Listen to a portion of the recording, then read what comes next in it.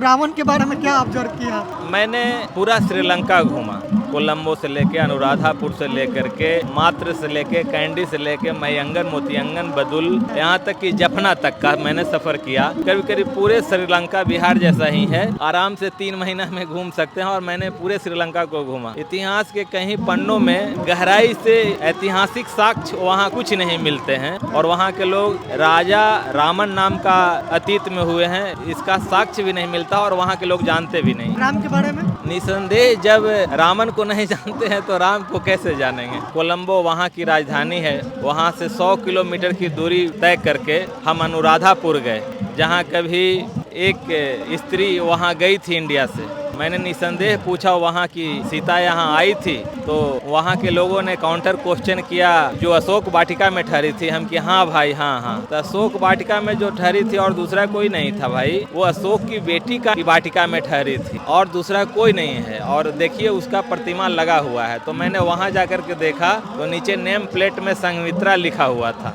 Sir आज अशोका विजयदशमी है और एक तरफ लोग दशहरा भी मना रहे हैं, तो ये जो कंफ्यूजन है इसको थोड़ा स्पष्ट कीजिए। नमो बुद्धाय। मैं डॉक्टर अशोक साक्या, प्रेसिडेंट बोधगया नगर परिषद।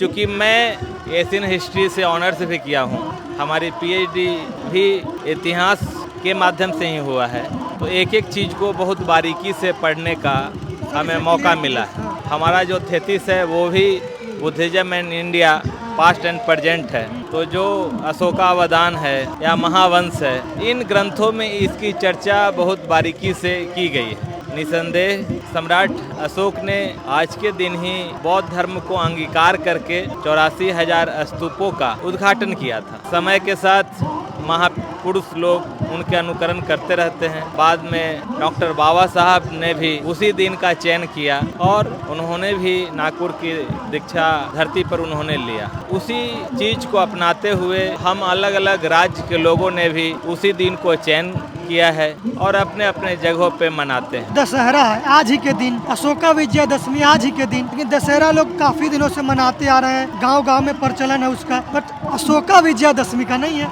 बट जबकि आप बता रहे हैं कि इसका इतिहास बड़ा पुराना है। देखिए, जब तक मैं इंटर में था तो मुझे वो सब इतिहास जानने को नहीं मिला। जब ग्रेजुएशन में आया तब कुछ बातें जानने सुनने के लिए मिला। फिर स्पेशल सब्जेक्ट हुआ एमए में, तो इसको और डीप से पढ़ने का मौका मिला। फिर हमने श्रीलंका में भी जाकर के 2 वर्षों तक लगातार अध्ययन किया और अध्ययन में पाया कि जो चीज़ वर्तमान समय में हम लोग जानते हैं वो जानकारी और जो इतिहास के पन्नों में दबे पड़े हैं वो जानकारी, दोनों 2 चीज़ है। तो मैंने उन चीज़ों को इतिहास के पन्नों में देखा और तब हम उसको अंगीकार किए। और वर्तमान समय में जो आप देख रहे हैं वो आम लोगों की चिंतन मनन की भाषा है। अब श्रीलंका में गए 2 वर्षों तक वहाँ पढ़ाई किए हैं, अध्ययन किए हैं, तो एक चीज़ जो बड़ा प्रचलन है सोने की लंका, रावण, तो वहाँ पर जाकर इन चीज़ों को ऑब्जर्व किया, आपको क्या लगा आपको कि ये बात सही है, सोने की लंका है, रावण को लोग वहाँ जानते हैं क्योंकि वहाँ पे अशोका ने अपने बेटे और बेटी को भेजा था बुद्ध धर्म का प्रचार करने के लिए, बुद्धिज्म लोग फॉलो करते हैं, तो उन चीज़ों को आप देखे क्या, रावण, सोने की लंका? मैं भी बहुत प्रभावित था सुंदरकांड पढ़ करके और मुझे लगा था कि कोई बात नहीं, श्रीलंका में सोना जला है तो राख तो नहीं हुआ होगा, निसंदेह वो सोना ही होगा। तो चलते हैं, इसी बहाने उस जगह को ढूंढ लेंगे और हम भी कुछ उसमें से सोना ले करके आ जाएंगे। और फिर हम वहाँ गए। उसके बाद में अभी कोलंबो वहाँ की राजधानी है, वहाँ से 100 किलोमीटर की दूरी पर तय करके हम अनुराधापुर गए, जहाँ कभी एक स्त्री वहाँ गई थी इंडिया से। मैंने निसंदेह पूछा वहाँ की सीता यहाँ आई थी, तो वहाँ के लोगों ने काउंटर क्वेश्चन किया जो अशोक वाटिका में ठहरी थी। हम कि हाँ भाई हाँ। तो अशोक वाटिका में जो ठहरी थी और दूसरा कोई नहीं था भाई, वो अशोक की बेटी का ही नाम था, अशोक की वाटिका में ठहरी थी और दूसरा कोई नहीं है। और देखिए उसका प्रतिमा लगा हुआ है। तो मैंने वहाँ जाकर के देखा तो नीचे नेम प्लेट में संघमित्रा लिखा हुआ था। तो हम कंफ्यूज हुए कि वहाँ सीता पढ़ते थे, स से सीता होता है, स से संघमित्रा होता है। ये वर्ड तो सेम है लेकिन नाम में कन्फ्यूजन है। फिर उसके इतिहास को पढ़ना शुरू कर दिया।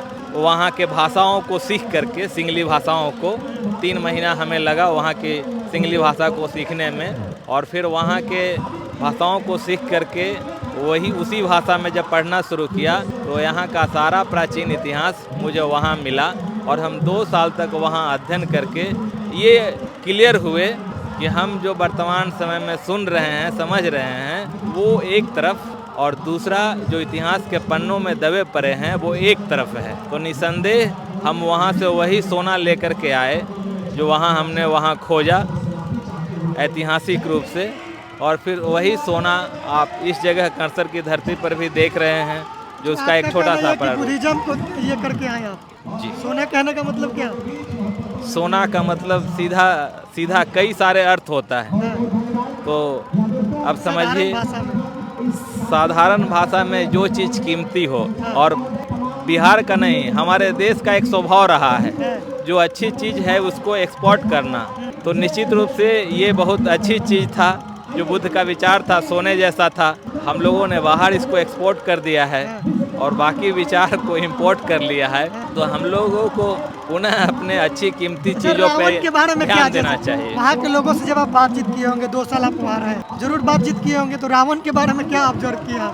मैंने वहाँ पूरा श्रीलंका घूमा, कोलंबो से लेके अनुराधापुर से लेकर के मात्र से लेके कैंडी से लेके मयंगन, मोतियंगन, बदुल, यहाँ तक कि जफना तक का मैंने सफ़र किया। करीब करीब पूरे श्रीलंका बिहार जैसा ही है, ज़्यादा बड़ा नहीं है, आराम से 3 महीना में घूम सकते हैं और मैंने पूरे श्रीलंका को घूमा। इतिहास के कहीं पन्नों में गहराई से ऐतिहासिक साक्ष्य वहाँ कुछ नहीं मिलते हैं, और वहाँ के लोग राजा रामन नाम का अतीत में हुए हैं इसका साक्ष्य भी नहीं मिलता और वहाँ के लोग जानते भी नहीं। राम के बारे में जी, राम के बारे में निसंदेह जब रामन को नहीं जानते हैं तो राम को कैसे जानेंगे। वहाँ बहुसंख्यक आबादी बौद्धों का है श्रीलंका में। निसंदेह वहाँ राज धर्म है, बौद्ध धर्म।